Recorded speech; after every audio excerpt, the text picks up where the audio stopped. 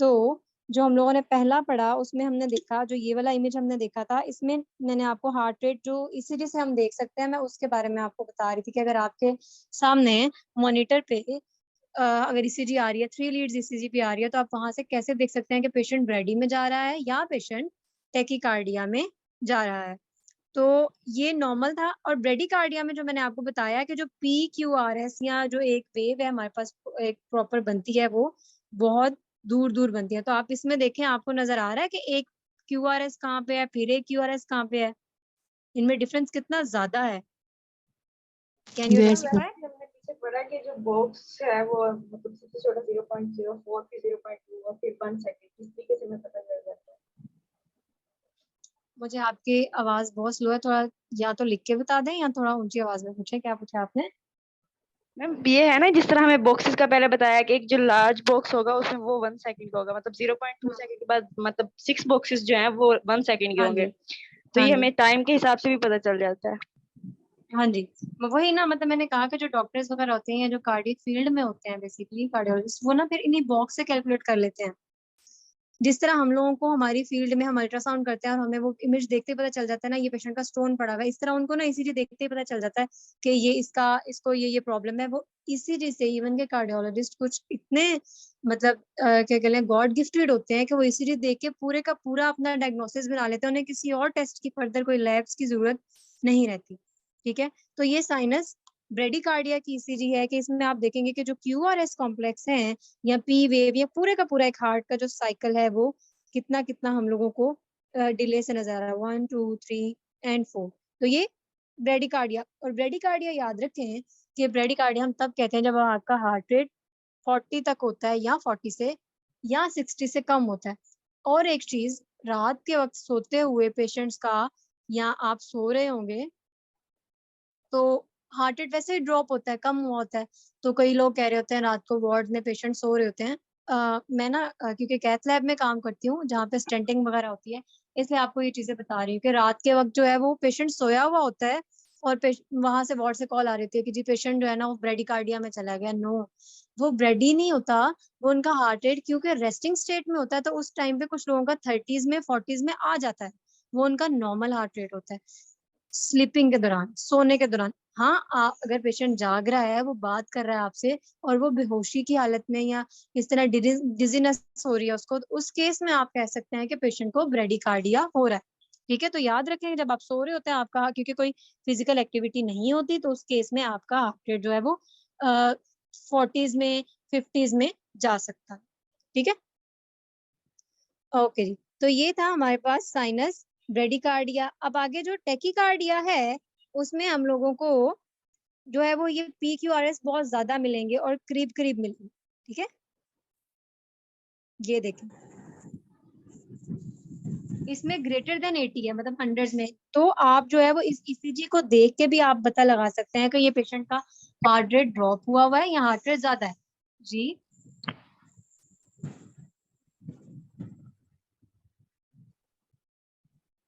जी बोले, कौन बोल रहा था?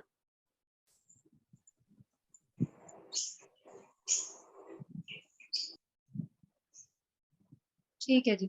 तो ये था साइनस टेकिकार्डिया। टेकिकार्डिया कहते हैं इंक्रीज हार्ट रेट और ब्रेडिकार्डिया कहते हैं डिक्रीज हार्ट रेट को। अच्छा जी, आगे बात करते हैं हम एमआई की। How can you tell on an ECG that your patient is having a heart attack? तो उसके लिए आपने टी वेव पे फोकस रखना है, और different views of heart will show different injured areas of heart because the coronary arteries supply all over the heart.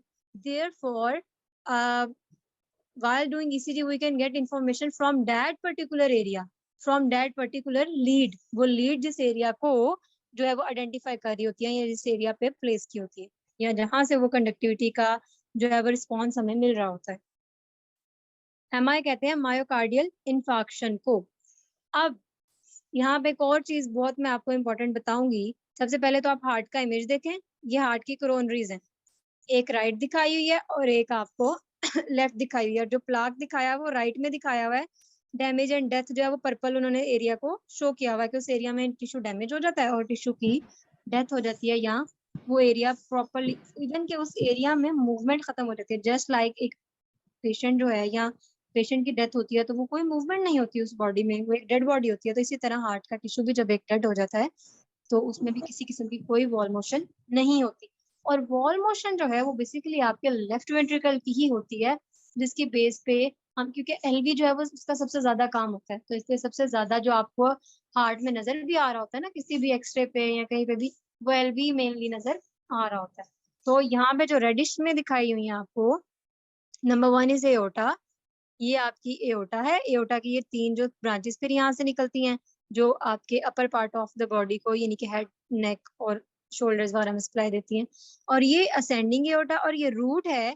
इसी root से फिर आगे आपके 2 स्प्लाइज निकलती हैं, ये रेड वाली, ये जो है ये लेफ्ट है, इसको LAD बोलते हैं, जो नजर आ रही है ये लेफ्ट मेन है, बेसिकली ये वाली लेफ्ट मेन है, LM इसको बोलते हैं ये। और जो जिसके ऊपर बाद में टिक किया हुआ है ये LAD है, और यहाँ पे LAD टोटल एंड तक LV की कैविटी तक जाती है। और इधर से फिर लेफ्ट की एक और ब्रांच जाती है जो नजर नहीं आ रही, उसको LCX बोलते हैं, सर्कमफ्लेक्स आर्टरी। और ये राइट है जिसकी वजह से मोस्टली डेथ के चांसेस होते हैं या मोस्टली डेथ होती है। ठीक है। मैम हाँ जी। मैम मैम जो हाँ जी। आपने राइट साइड हार्ट फेलियर और left side heart failure explain किया था, वो काइंडली इसी हम्म। डायग्राम से एक्सप्लेन कर दे थोड़ा। और वो जो पोस्टीरियर डिसेंडिंग आर्टरी, वो वाला सर। जो मैंने आपके हार्ट की लीड्स मैंने बताई थी वो एक्चुअल में, क्योंकि हार्ट आपके इंटीरियरली पड़ा होता है, तो अगर आपने चेस्ट के ऊपर आपने प्लेस की हुई है लीड्स, तो क्या होता है कि आपकी जो V1 V2 V3 है वो इस एरिया से, AVL AVF जो है वो इसके फिर पोस्टीरियर साइड से आपका सिग्नल ले रहे थे। बिकॉज ये 3D इमेज नहीं है तो मैं इस पे प्रॉपर्ली एक्सप्लेन नहीं कर पाऊंगी। तो जो 6 लीड्स है ना वो आपके इस एरिया से इंफॉर्मेशन ले रही होती हैं, और फिर 1 और जो 2 और 3 हमने पढ़ी थी वो वाली भी इस इंफीरियर सरफेस से ले रही होती हैं, या इंफ्रापोस्टीरियर भी बोलते हैं। तो जो हार्ट अटैक का मैंने आपको बताया कि लीड कौन सी किसको हमें इन्फॉर्मेशन दे रही होती है, वो आगे एक स्लाइड ऐड की हुई है मैंने, वहां पे मैं आपको उसको बताऊंगी। तो जो हार्ट की आर्टरीज का जो ब्लड सप्लाई की बात की मैंने, वो ये बात की कि हार्ट के आपके बेसिकली जो है वो 2 तरह से ब्लड सप्लाई आपके हार्ट को मतलब मिल रही होती है। 2 कोरोनरी आर्टरीज आपकी होती हैं, यहाँ पे अगर जगह है तो मैं यहाँ लिखती हूँ। अच्छा जी, आपके जो हार्ट की ब्लड सप्लाई होती है वो कोरोनरी आर्टरी से होती है, और जो कोरोनरी आर्टरी होती है वो 2 होती हैं, number 1 right and number 2 left. जो राइट है उसको हम बोल देते हैं RC है, राइट कोरोनरी आर्टरी, और जो लेफ्ट है उसको लेफ्ट कोरोनरी आर्टरी। इनकी आगे फर्दर जो लेफ्ट है ना उसकी आगे और 2 ब्रांचेस होती हैं, जिसको हम LCX बोलते हैं, लेफ्ट सर्कमफ्लेक्स, और एक LAD। ठीक है। आप कभी आपने सुना होगा अगर किसी को हार्ट अटैक हुआ हो तो वो आपको बताते हैं इसको 2 वाल पड़े हैं, हालांकि वो टर्मिनोलॉजी गलत बोल रहे होते हैं। वो स्टेंट होता है, वो वाल नहीं होता। यहाँ क्या देते हैं, इधर 2 वाल बंद ने, वो वाल नहीं होते, वो एक्चुअल में वो इन आर्टरीज की बात कर रहे होते हैं, हार्ट की वेसल्स की बात कर रहे होते हैं, वो वॉल नहीं होते।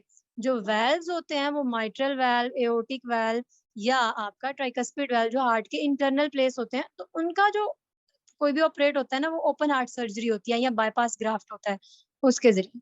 लेकिन जो आपको लेमन लैंग्वेज में जो आप इर्द गिर्द बात सुनेंगे जी, उसको हार्ट अटैक हुआ और 3 वाल बंद सी तो उसको वो स्टेंट डले, वो ये बात कर रहे हैं, तो एक्चुअल में उनकी वेसल्स की बात हो रही होती है कि उसके हार्ट की आर्टरीज ब्लॉक हुई होती है। ठीक है। तो मेन 3 आर्टरी होती हैं, राइट वाली, और राइट की भी ना आगे ब्रांचेस होती हैं जिसमें PDA, ठीक है, और एक होती है PLV, यहाँ पे नजर नहीं आएगा। तो एक PD होती है और एक PLV होती है जो posterior side of the heart को सप्लाई कर रही होती है। ठीक है। तो आपको हार्ट की ये थोड़ा सा ओवरव्यू था एनाटॉमी का। तो ये इस तरह से प्लेक आपकी उस कोरोनरी आर्टरी में डेवलप होता है। ये जो येलो येलो है ये एक्चुअल में यहाँ कैल्शियम भी हो सकती है, या ये जो हमारा बॉडी में जो हमारे कोलेस्ट्रॉल जमा हुआ होता है ये वो होता है। ठीक है। तो वो इस तरह से हमारी आर्टरी के फ्लो को ब्लॉक कर देता है।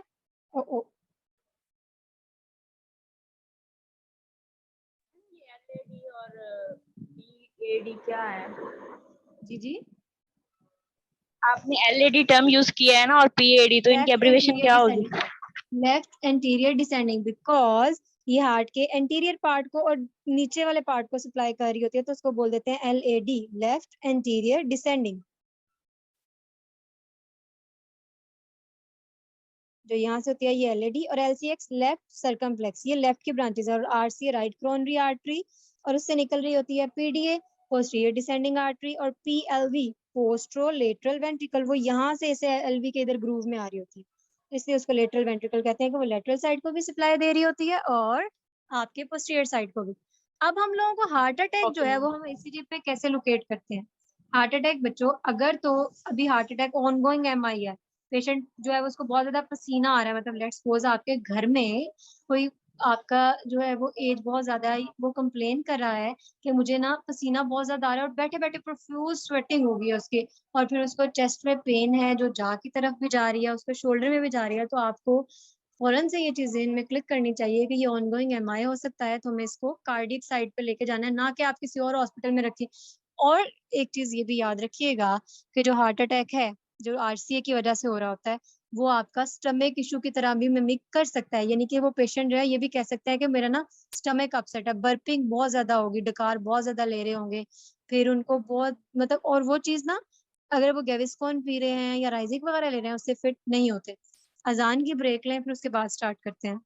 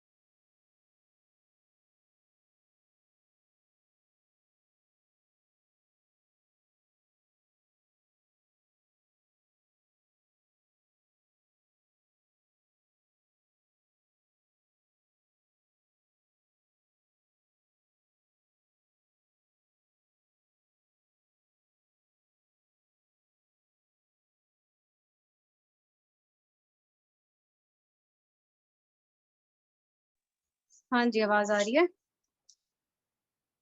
यस मैम आ रही है। ओके। अच्छा जी, क्वेश्चन क्या आया है? जी हाँ, बॉक्सेस से ही, क्योंकि बॉक्स को हम लोगों ने इंडिकेट किया हुआ है, इंडिकेशन दी हुई है कि ये इतना टाइम का है, पॉइंट 0.004 सेकेंड स्मॉल बॉक्स, फिर 0.2 जो है वो थोड़ा बड़ा वाला, और लार्ज बॉक्स जो है वो 1 सेकेंड को इंडिकेट करता है।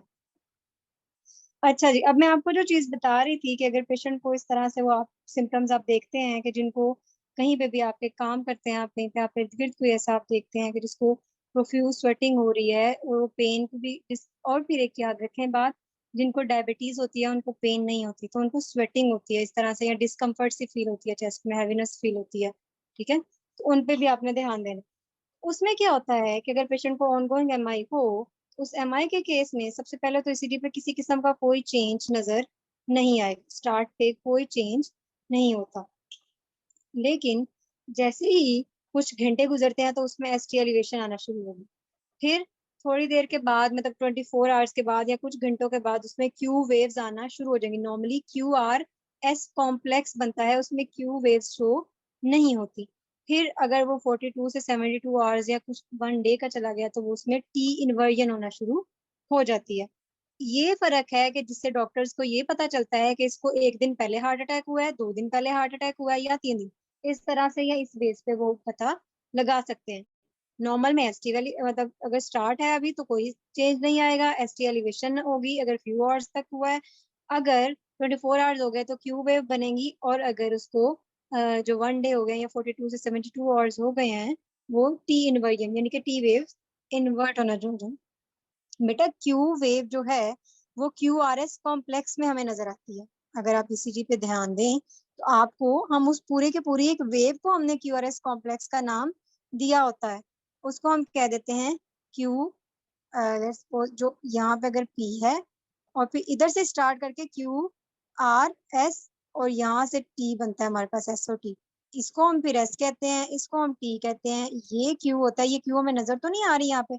उसमें उस केस में क्या होता है कि जब बहुत ज्यादा, मतलब 24 आवर्स वाला हो जाता है तो उसमें पी ये होती है, और फिर इसके अलावा यहाँ पे हमें क्यू भी स्मॉल सी ऐसे नजर आती है, फिर आर एस कॉम्प्लेक्स बनता है, यानी कि ये वेव भी इसके करीब नजर आती है, ठीक है।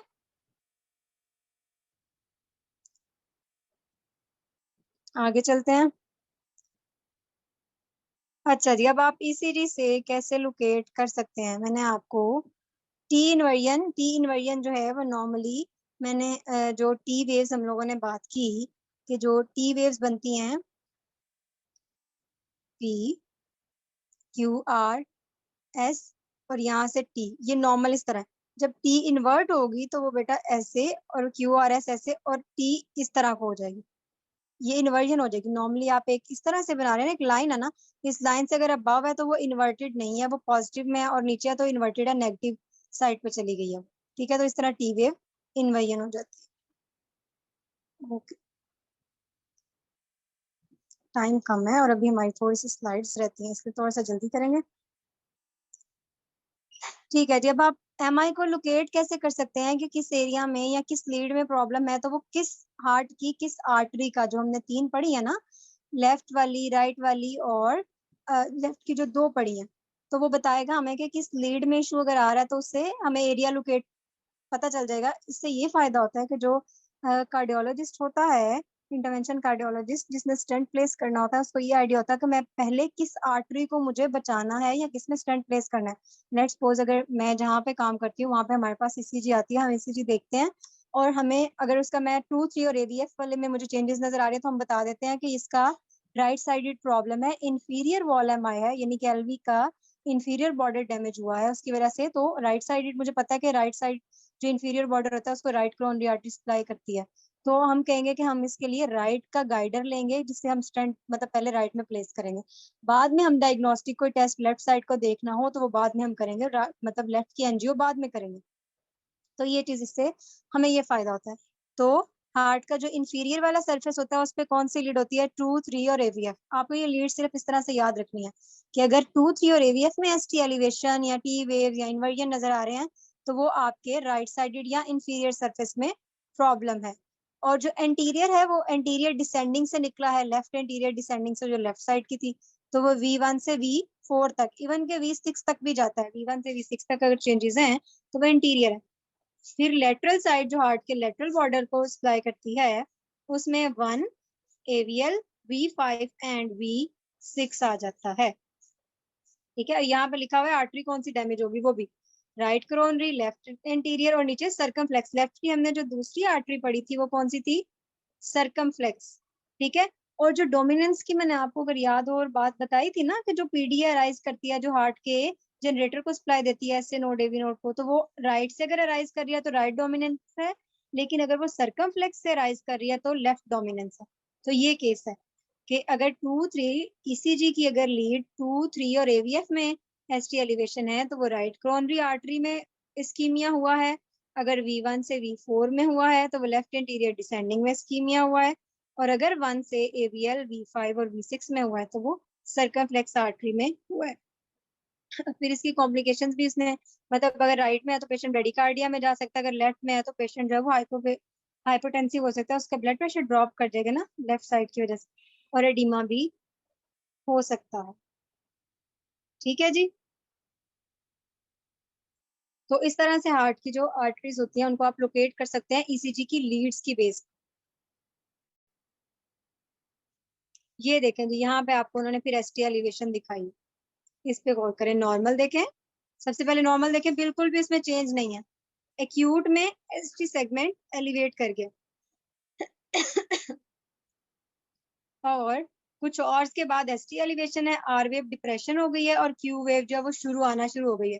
आपको नजर आ रही है क्यू वेव? Yes ma'am.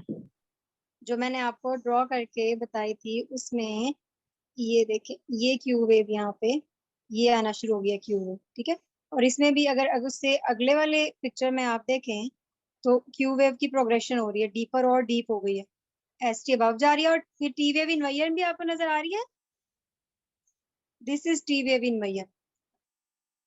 ठीक है, तो ये उन्होंने डे बाय डे चेंजेस दिखाई हैं। सबसे पहले नॉर्मल, फिर एक्यूट में एसटी एलिवेशन हुई। अब इस एसटी एलिवेशन पे आपने फोकस रखना है, आगे हम जो है वो पैथोलॉजी वाली ईसीजी देखेंगे जिसमें पेशेंट को इंटीरियर वॉल एमआई या इंफीरियर वॉल एमआई लोकेट किया हो। फिर एसटी एलिवेशन है। अच्छा, कुछ केसेस में अगर पेशेंट को एक्सटेंसिव एमआई होता है ना तो उसमें राइट साइड भी होता है और लेफ्ट साइड भी होता है, उस केस में फिर सबसे पहले राइट को ही बचाना होता है हमने, तब भी, क्योंकि वो जब हार्ट के पेसमेकर को सप्लाई दे रही है ना, इसलिए पहले राइट को बचाते हैं। ओके, यहाँ पे फिर आपके जो है वो जो है वो क्यू वेव बनना शुरू हो गई।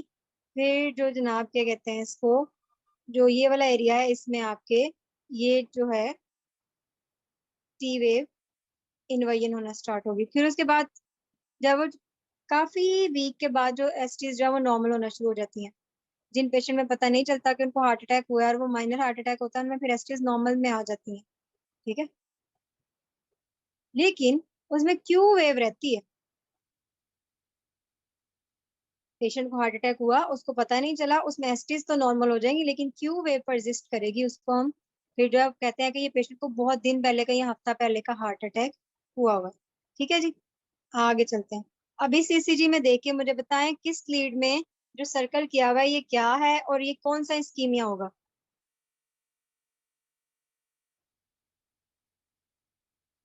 कौन कौन सी लीड में है?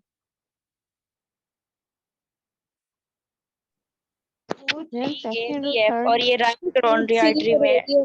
यस, ये राइट कोरोनरी आर्टरी के। अगर आप देखें आपके सामने ईसीजी इस तरह से 12 लीड वाली आती है, तो अगर आपको ये पता है एसटी एलिवेशन क्या होती है, कि मैं नहीं कहती कि आप उस बॉक्स को कैलकुलेट करने बैठ जाएं, आप टाइम मेजर करने बैठ जाएं, नो, सिर्फ आपको ये पता होना चाहिए कि एसटी एलिवेशन एक्चुअल में दिखती कैसी है। फिर वो आपको बाकी, यहाँ पे एसटीज नॉर्मल है, V1 में देखें V6 तक देखें नॉर्मल है, लेकिन यहाँ पे देखें तो एसटीज कितनी ज्यादा अबव गई हुई है। ठीक है, तो उसको कह देते हैं। और अगर आपने टाइम भी बेटा देखना ना तो आप यहाँ से टाइम को भी देख सकते हैं कि यहाँ पे देखें इस बॉक्स में वो नॉर्मल एरिया में है, इस बॉक्स के मिड तक आ रही है एसटी, और इस बॉक्स से कहाँ तक जा रही है, इसके भी कहाँ तक जा रही है, तो वो टाइम ज्यादा हो गया तो एसटी एलिवेट कर गई है, बढ़ गई है अपने नॉर्मल एरिया से, तो उसको कह देते हैं एसटी एलिवेशन। तो 2-3 और एवीएफ में अगर हो तो किस एरिया का एमआई है ये? Right coronary artery. Right coronary artery. Okay जी, अब इसमें देखें, ये हमारे वहां पे सेटअप में एक पेशेंट था और इसको एक्सटेंसिव एमआई है। इस पे आप गौर करें, अगर आपको STs V1 V6 AVL AVR किसी में भी हर एक जो है वो डिस्टर्बेड सी है। ये पेशेंट जो था काफी ज्यादा एज का था, मतलब 65-70 एज का था। उनमें फिर हमें ये एक्सटेंसिव, उनको बहुत ज्यादा, मतलब उनको हाई एमआई हुआ था, हाई ग्रेड एमआई था उनके लेफ्ट राइट दोनों साइड का। ठीक है, इसके बाद जी आ जाते हैं, ये भी इसी सेम पेशेंट का है। इसमें भी आप लोग अगर मुझे एसटी एलिवेशन, हाँ इसमें एक और चीज नजर आ रही है, आप देखें इसकी, आप लोग ये 2-3 ईसीजीज इकट्ठी हैं इनकी। तो इनमें अगर मैं आपको दिखाऊं एक और चीज, इसमें देखें पहले वाली ईसीजी में आप बता सकते हैं क्या है? यहाँ पे, यहाँ पे ये दो और है बेटा। जो पहली दो वाली ईसीजीज है ना, इसमें पेशेंट को वीटी हो गया था, वेंट्रिकुलर टैकीकार्डिया हो गया था। आपने देखा वो किस तरह से करीब करीब वो उसके जो आगे एसटी सेगमेंट्स या क्यूआरएस कॉम्प्लेक्स, उसमें फिर हार्ट रेट जो है वो इवन 150-200 तक चला जाता है। ठीक है, तो उसको हम क्या बोल देते हैं? VT, ventricular tachycardia. ठीक है, या वीएफ, वेंट्रिकुलर फिब्रिलेशन। वैसे इनमें डिफरेंस है। तो ये पेशेंट को वीटी हो रहा है। फिर नीचे वाली जो ईसीजी है, इसमें आप देखें ब्रेडिकार्डिया में है पेशेंट। यहाँ पे हार्ट रेट नॉर्मल ही नहीं है, इसमें भी ब्रेडिकार्डिया में है। और इसके ऊपर ईसीजी के ऊपर आपको अगर लफ्ज लिखे हुए नजर आए, पोस्ट कार्डियो वर्जन, यानी कि पेशेंट को जब वीटी होता है ना, फिर हमने इस पे लिखे पोस्ट कार्डियो वर्जन डन, मतलब ये ईसीजी पेशेंट को जो क्या कहते हैं कार्डियोवर्ट करते हैं ना, जो इलेक्ट्रिकल शॉक देते हैं, ये उसके बाद की ईसीजी है। फिर पेशेंट वीटी में जब चला जाता है ना, क्योंकि हार्ट पंप नहीं कर रहा था, तो उसके बाद वो एसी स्टॉल में चला जाता है, एसिस्टली में चला जाता है, जीरो पे हार्ट रेट चला जाता है, तो डेथ हो जाती है। तो उसके बाद हमने जब ये केस होता है, वीटी होता है पेशेंट को, फिर हमने उसके बाद उसका जो है वो ये कार्डियोवर्ट करते हैं, उसको हम जो है वो क्या कहते हैं वो शॉक देते हैं। तो उसके बाद पेशेंट रिवर्ट करता है, तो फिर उसका हार्ट रेट थोड़ा सा हमारे पास जो है वो 40s में 30s में आना शुरू होता है। तो हम कह सकते हैं, यहाँ पे आपको हार्ट रेट लिखा हुआ नजर आ रहा है ईसीजी के ऊपर, इफ यू कैन सी, 74 और 71 BPM. 24 beats per minute, 71 yes, तो beats ये per आप minute. ईसीजी से आप जो है पेशेंट का बीपीएम सॉरी ब्रेडिकार्डिया होता है ना? क्या क्या क्या पूछा आपने?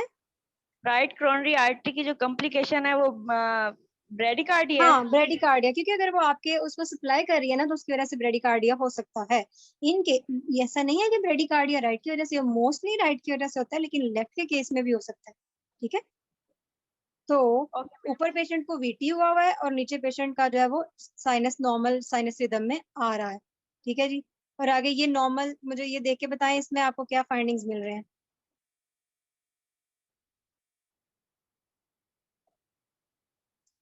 ये एक नॉर्मल ईसीजी है। देखिए कहीं पे भी आपको एसटी एलिवेशन नजर आ रही है 1 2 3 में, या एवीएल एवीएफ एवीआर में? कहीं पे आपको क्यू सेगमेंट क्यू वेव बनी हुई नजर आ रही हो, या पी वेव इन्वर्जन हो? तो ये एक नॉर्मल ईसीजी है। ठीक है जी,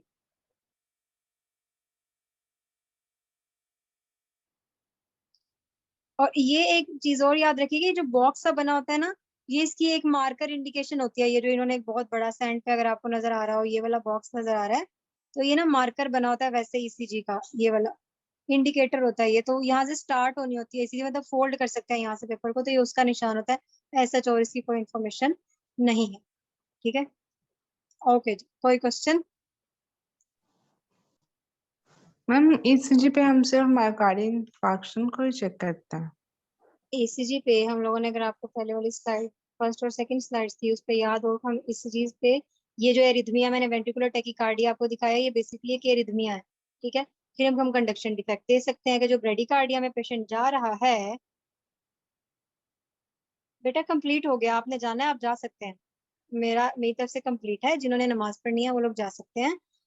अच्छा, तो उस पे आप ब्रेडिकार्डिया भी देख सकते हैं। जिनको ब्रेडिकार्डिया होता है, फिर उनको हम जो है वो यहाँ परसिस्टेंट ब्रेडिकार्डिया, यानी कि उनका हार्ट रेट बढ़ ही नहीं रहा है, तो हम उनको जो है वो पेस मेकर डाल देते हैं। ठीक है, तो ईसीजी पे मैंने बताया, कार्डियोलॉजिस्ट अपना पूरे का पूरा डायग्नोसिस ईसीजी बेस कर सकते हैं। वो लेफ्ट वेंट्रिकुलर की हाइपरट्रॉफी देख सकते हैं, वो कंजेनिटल एब्नॉर्मलिटीज देख सकते हैं। तो इसलिए वो जिनकी फील्ड है वो उस उनको मतलब जो है वो ईसीजी बहुत अच्छे से आती है। हमें सिर्फ ये पता होना चाहिए कि हार्ट अटैक किस तरह से हम देख सकते हैं। और मैम ये चेस्ट के ऊपर इलेक्ट्रोड जो लगाते हैं वो किस पर्पस के लिए होता बेटा चेस्ट के ऊपर जो इलेक्ट्रोड्स लगाते हैं इसी की बेस पे तो हम लोगों को जो है वो क्या कहते हैं इंफॉर्मेशन मिल रही होती है ईसीजी की, जो हमारे पास बन वेवफॉर्म आ रही होती है। वो इलेक्ट्रोड्स हमारे जो है वो इलेक्ट्रिकल एक्टिविटी को अपनी तरफ खींचते हैं ना, मतलब हार्ट के अंदर जो इलेक्ट्रोड होते हैं हमारे, जो हार्ट के अंदर फिर एक्टिविटी चल रही होती है वो उसको अपनी तरफ मतलब इलेक्ट्रिकली हम लोगों को बताते हैं, वो उनका ये फंक्शन होता है। मैम उनके कुछ कलर कोड होते हैं कि ये इस हाँ पे जी, हाँ लगाना, जी, तो वो जी जरा जी, वो बता। उसके वो कलर कोड्स जो होते हैं उनकी अगर मैं देखती हूँ अगर मेरे पास कोई पिक्चर पड़ी हो तो। कलर कोड का यही होता है कि आपने राइट जो है वो ब्लैक वाला तो मुझे याद है, ब्लैक और ग्रीन जो है वो लिम्ब लीड्स पे होता है, और जो ब्लैक होता है वो मेनली आपका न्यूट्रल लीड होती है वो, यानी कि वो आप मैम हर पेशेंट को तो नहीं लगते, लेकिन कार्डियक इमरजेंसी के पेशेंट को मोस्टली लगे हुए होते हैं क्या। Chest electrodes. 3 होते हैं ना? हाँ, जो कार्डिक नॉर्मल पेशेंट्स में ना सिर्फ उन्होंने हार्ट रेट, कई बार तो उनकी ईसीजी सिर्फ जो मतलब किसी और सेटअप में कार्डिक के अलावा उनमें भी ईसीजी सिर्फ वो ऑरली कर लेते हैं या इस तरह सिर्फ स्टार्टिंग में देख लेते हैं। अगर उसका कोई गैस्ट्रिक इशू है तो उसमें नहीं करेंगे। हाँ, अगर उन्होंने कोई प्रोसीजर परफॉर्म करना है तो उससे पहले उसके कार्डिक सारी की सारी एवेलुएशन लाजमी करवा लेते हैं। तो जो हार्ट के पेशेंट्स होते हैं उनके केस में ये होता है कि जो आपकी क्या कहते हैं वो 12 लीड्स भी करते हैं, लेकिन जो अगर आपके मॉनिटर के साथ जो अटैच रहती है उसको हम कह देते हैं कि वो 3 लीड्स होती है, जिसमें 1 2 3 वाली आ रही होती है हमारे पास बेसिकली। ठीक है। और आपने पूछा कलर कोड्स वगैरह का, तो कलर कोड की मैं आपके साथ पिक्चर शेयर करती हूँ। मैम ईसीजी करने से पहले उसका रिदम भी लेते हैं, वो किस पर्पस के लिए लेते हैं?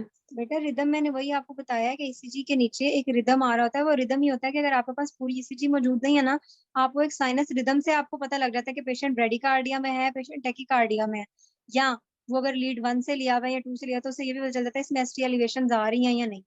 वो सिर्फ एक मतलब कह लें जिनके पास ईसीजी नहीं अवेलेबल वो साइनस रिदम देख सकते हैं। ठीक है। अच्छा जी, जिन्होंने पूछा कि कोड्स कुछ होते हैं, तो ये C1 C2 ये उन्होंने ये C6 तक आपके इस जगह पे लगते हैं। रेहाना आपने कौन सा क्वेश्चन पूछा बेटा, दोबारा पूछें।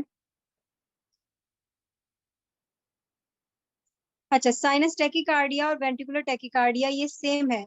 जो सॉरी टैकीकार्डिया जो है वो ये होता है कि आपका हार्ट रेट ज्यादा हुआ है तो उसको हम कह देते हैं साइनस टैकीकार्डिया। वेंट्रिकुलर टैकीकार्डिया ये होता है उसमें वेंट्रिकल से आपके जो है वो बीटिंग हो रही होती है और वेंट्रिकल्स की वो फ्लटरिंग या डांसिंग मूवमेंट होती है, यानी कि आपकी इलेक्ट्रिकल कंडक्टिविटी सिर्फ वेंट्रिकल्स के एरिया तक जो है वो बस रह जाती है। ठीक है, उसको बोलते हैं वेंट्रिकुलर टैकीकार्डिया। और साइनस टैकीकार्डिया आपका ओवरऑल हार्ट रेट अगर बढ़ गया, जो वेंट्रिकुलर टैकीकार्डिया होता है वो हार्ट रेट मैंने आपको बताया वो 200 100 प्लस में चला जाता है, और वो तो एक डेड और डाइंग कंडीशन होती है। जबकि टैकीकार्डिया नॉर्मल साइनस टैकीकार्डिया वो तो आपने अगर कोई क्या कहते हैं एक्सर्शनल एक्टिविटी की है, एक्सरसाइज वगैरह किया तो उसमें हार्ट रेट आपका ज्यादा हो जाता है, तो वो साइनस टैकीकार्डिया। लीड्स का कलर देख लें, जो राइट साइड पे आम पे लगती है वो रेड कलर की होती है, जो लेफ्ट साइड पे लगती है वो येलो होती है।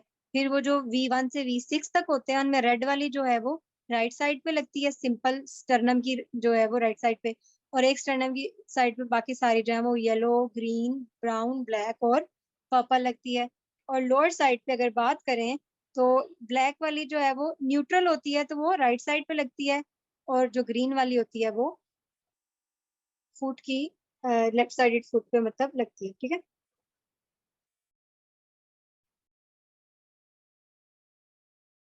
ठीक है, इसके अलावा कोई और क्वेश्चन, अदरवाइज फिर इसको आपका सेशन यहाँ पे खत्म होता है। होप सो आप लोगों को जो है वो इमेजिंग मोडेलिटीज के बारे में पढ़ के मजा आया होगा और बहुत सी चीजें आपकी क्लियर हुई होंगी। मैम जी प्लीज ये वाली पीपीटी शेयर कर दीजिएगा, आपके हाँ, सारे वो मैं लेक्चर। भेज दूंगी, मैं वो भेज दूंगी, अब आपको मिल जाएगी। जज़ाकिल्लाह मैम, बहुत अच्छा पढ़ाया आपने, बहुत अच्छा समझ आया। थैंक यू सो मच, बहुत शुक्रिया। ओके जी, अल्लाह हाफिज, ख्याल रखिएगा, और अगर कोई क्वेश्चन आप ग्रुप में पूछ सकते हैं। अल्लाह हाफिज मैम। अल्लाह हाफिज।